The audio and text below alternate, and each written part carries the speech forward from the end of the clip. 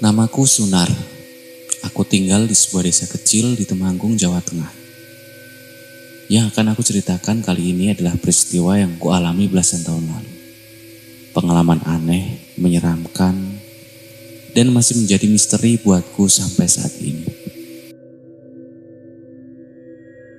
Saat itu aku masih kelas 3 SD. Aku masih ingat, hari itu aku takut sekali. Ayahku murka setelah memergokiku merokok. Memang, tinggal di lingkungan yang mayoritas penduduknya menggantungkan hidup sebagai petani tembakau membuatku begitu mudah mendapatkan rokok. Tapi tentu saja, orang tua mana yang tidak mengamuk jika melihat anaknya yang masih kecil mulai mengepulkan asap dari mulut dan hidungnya. Saking takutnya, aku berlari sekencang mungkin menuju ujung desa. Tepat di antara hutan bambu yang menghubungkan desaku dengan desa tetangga, terbentang area pemakaman kampung yang cukup luas. Tak jauh dari pintu masuknya, di bawah rimbunan pohon, berdiri sebuah pondok kecil tempat kerenda dan alat-alat pemakaman diletakkan. Kami menyebutnya cungkup. Cungkup ini tidak luas, hanya sekitar 3 kali 3 meter.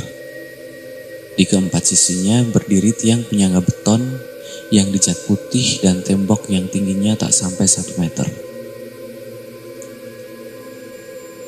Semua orang bisa melihat bagian dalam tempat ini dari jauh, apalagi di siang hari. Tapi entah kenapa, aku tetap berlari ke sana dan bersembunyi di balik tembok, duduk di bawah kerenda. Aku tak tahu berapa lama aku berada di sana. Hanya saat itu, rasa-rasanya memang rasa takut di hatiku sedikit berkurang. Aku jauh lebih baik. Aku jadi lebih tenang dan malah mengantuk. Semilir angin dan gemersik daun yang berserakan membuatku tertidur lelap. Ngopo kowe nang kene? Samar-samar aku terbangun.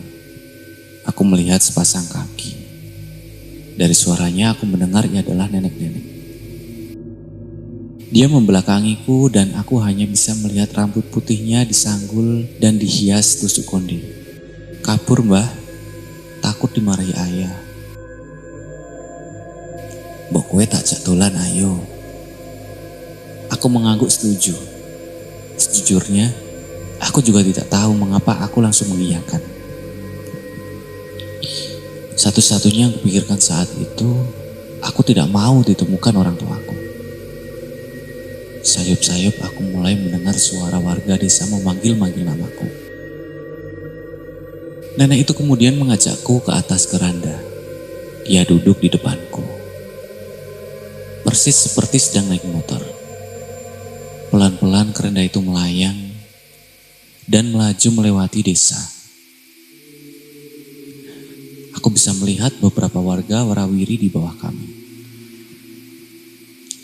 Kami terus terbang ke arah selatan, keluar dari gerbang desa dan melewati pematang sawah di sebelah SMP negeri paling dekat dari rumahku. Kami terus melaju menuju Gunung Sumbing. Sekali aku mencoba melihat wajah nenek, namun gagal. Setiap aku berusaha melihat, ia selalu menengok ke arah lain, menghindari tatapanku. Aku menghentikan usahaku saat kerenda yang kami naiki mulai melayang rendah di sebuah desa yang ada di kaki gunung. Kami mendarat tepat di cungkup desa itu. Awalnya, dari atas hanya terlihat area pekuburan luas. Namun begitu kami mendekat, semuanya berubah menjadi pasar. Pasar ini terlihat seperti pasar pada umumnya. Banyak kios yang menjual berbagai jenis dagangan. Orang-orang berlalu lalang seperti biasa. Mereka berjual beli dan tawar-menawar, sama sekali tidak ada makam-makam yang tadi kulihat dari atas. Kami tidak turun dari keranda, hanya melihat-lihat sekeliling sebentar. Aku juga baru sadar, keranda ini tidak disangga apapun. Ia terbang layaknya pesawat. Entah ia mengandalkan kekuatan mistis sang nenek, atau aku saja yang tidak bisa melihat sosok-sosok yang menggotong keranda ini. Ayo tak jak nanggon liyane. ajak si nenek. Lagi-lagi aku tidak menolak. Kami terbang tinggi menuju arah selatan, ke kaki Gunung Sumbing, ke desa yang letaknya lebih tinggi dari desaku. Sepanjang jalan, kami hanya diam. Aku sesekali masih berusaha mencuri lihat wajah sang nenek, tapi selalu gagal. Aku hanya bisa melihat sanggul dan tusuk kondenya. Kami berhenti di cungkup desa berikutnya, sama seperti di desa sebelumnya. Saat kami mendarat, tiba-tiba area itu sudah berubah. Hanya kali ini yang kulihat bukan pasar, melainkan perumahan. Nenek itu mengajakku turun dari keranda dan berjalan-jalan ke perumahan itu. Dia menyapa seorang ibu warga sekitar. Tidak ada yang spesial dari pertemuan itu. Ia terlihat seperti ibu-ibu pada umumnya. "Dek, mau ini, ada ketan goreng," kata ibu-ibu itu sambil mengulurkan sepiring gorengan. "Emoh, aku wis wareg kok, wis wareg. Tidak mau, aku sudah kenyang." Ibu itu terus memaksa. Setelah nenek dan ibu itu mengakhiri obrolan, kami kembali ke keranda dan terbang kembali ke cungkup desaku. Saat itu hari sudah gelap.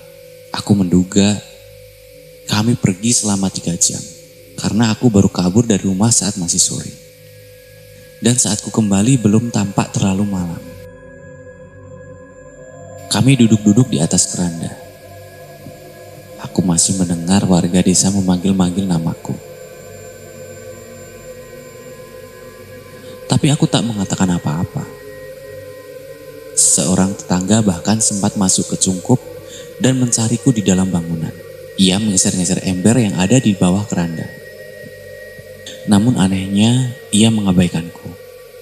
Seolah-olah aku tak ada di depan matanya. Setelah menggeser-geser benda di bawah keranda, memastikan aku tidak ada di sana, ia pergi dan lanjut memanggil namaku. Padahal, jelas-jelas aku duduk di atas keranda.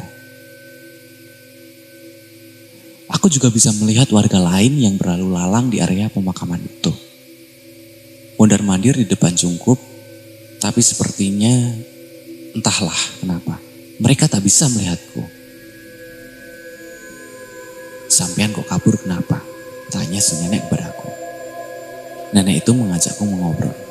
Saat aku mencoba melihat wajahnya, ia menunduk. "Wedi mbah bali mbah. Samar diseneni bapak karo mboke.